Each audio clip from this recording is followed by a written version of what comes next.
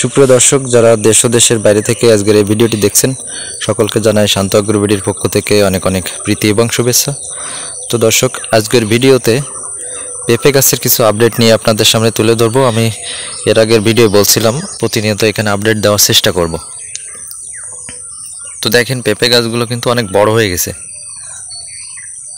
Hybrid পেঁপে গাছ, এটা যদি ঠিকমতো পরিচর্যা করা হয় তাহলে এগুলা কিন্তু খুব দ্রুত বৃদ্ধি পায়।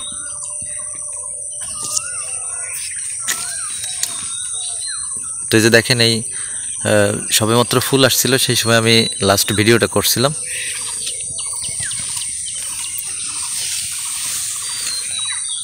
এই যে দেখতে পাচ্ছেন, এইগুলা পেঁপে ধরছে,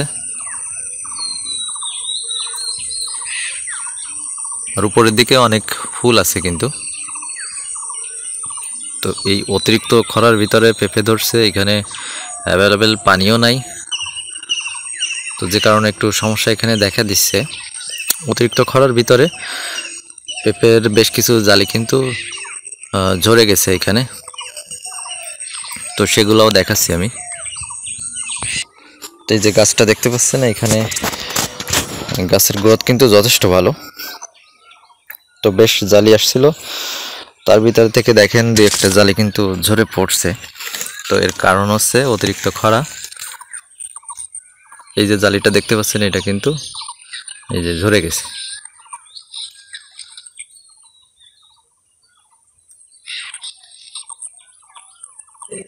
এছাড়া এই অতিরিক্ত খরার ভিতরে পরাগায়নও সমস্যা হয়।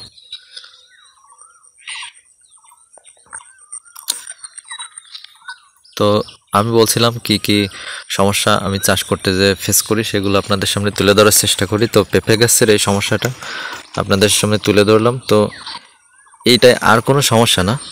এখানে না কোনো লাদা পোকার আক্রমণ আছে, না অন্যান্য কোনো কীটপতঙ্গের আক্রমণ আছে। আমি এখানে সব কিছুর জন্য কীটনাশক স্প্রে করছি। তো মূলত হচ্ছে এটা অতিরিক্ত খরার ভিতরে এই সমস্যাগুলো দেখা দিচ্ছে। আর এই অতিরিক্ত খরার ভিতরে কিছু ফুল দেখবেন পেঁপে পরিণত হবে না, কিছু এখানে পেঁপে পরিণত হওয়ার পর ঝরে পড়ে যাচ্ছে, আর কিছু দেখবেন পেঁপেও পরিণত হচ্ছে না, শুধুমাত্র ফুল ঝরে পড়ে যাবে। স্ত্রী ফুল ফুটছে, তারপরেও দেখবেন সেগুলো ঝরে পড়ে যাচ্ছে। তো অতিরিক্ত খরার কারণে এই সমস্যাটা দেখা দিচ্ছে। তো পর্যাপ্ত পরিমাণ পানি এখানে দিতে হবে। তা আমি এখানে পানি সেচটা দিব আজকে।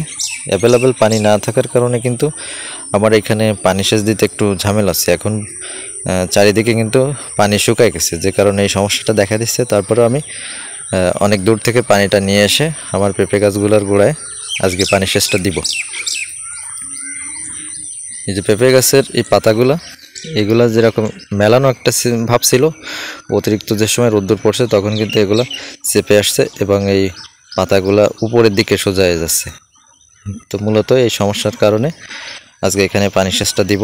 আর পেঁপেগুলো এরকম ঝরে পড়ছে, বেশ কিছু পেঁপে আমি দেখছি, সেই কারণে পর্যাপ্ত পরিমাণ পানি সেচ দিতে পারলে আমার এই গাছে প্রচুর পরিমাণ পেঁপে ধরবে।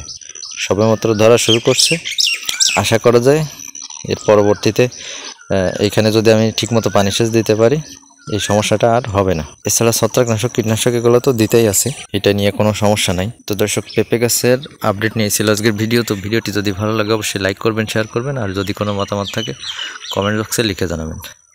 তো ধন্যবাদ সাথে থাকার জন্য। দেখা হবে নেক্সট ভিডিওতে। ভালো থাকবেন সবাই।